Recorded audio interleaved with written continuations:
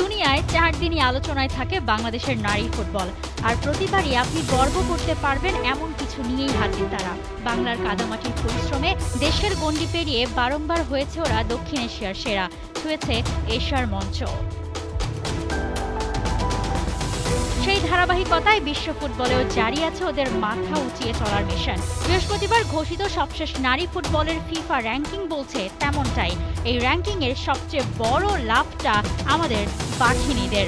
ফিফার সবশেষ হালনাগাদ র্যাঙ্কিংয়ে 24 ধাপ এগিয়েছে বাংলাদেশ। 128তম থেকে বাংলাদেশ এখন ফিফার 104তম দল।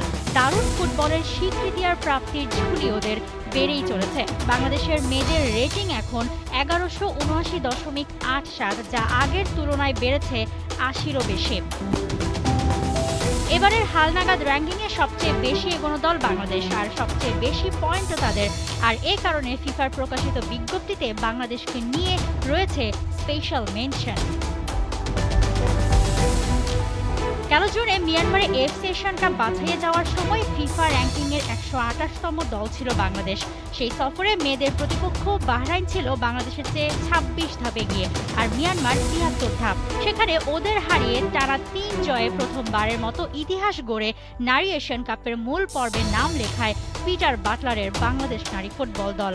এগিয়ে থাকা এই দুই দলের সঙ্গে জেতায় র্যাঙ্কিংয়ে এমন উন্নতি হয়েছে বাংলাদেশের।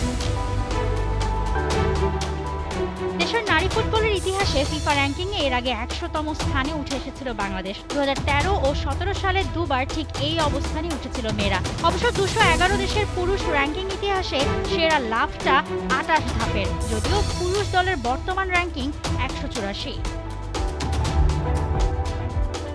এবারের ফিফা র্যাঙ্কিংয়ে ইউরো রানার্স আপ স্পেন টেবিলের শীর্ষে উঠেছে। 2 নম্বরে নেমে গেছে সবচেয়ে সফল দেশ যুক্তরাষ্ট্র।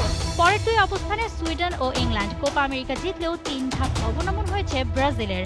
শীর্ষ 10-এ আছে এশিয়ার 2 দেশ, জাপান 8 নম্বরে আর উত্তর কোরিয়া 10 নম্বরে।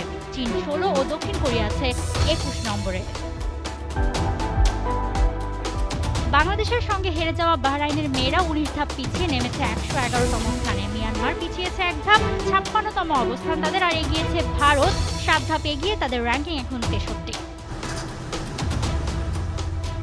মূল এশিয়ান কাপে জায়গা করবার পর বাংলাদেশ অনূর্ধ্ব 20 দল এখন লাওসে লড়ছে বয়সভিত্তিক এশিয়ান কাপের সুযোগের জন্য। প্রথম ম্যাচে স্বাগতিকদের হারিয়েছেও তারা। এই লেভেল থেকে জাতীয় দল সব ক্ষেত্রেই মেয়েদের জয়কার চলছেই। 197 দেশের র্যাঙ্কিংয়ে এখন 100-র মধ্যে ঢোকার অপেক্ষায় বাংলাদেশ দল।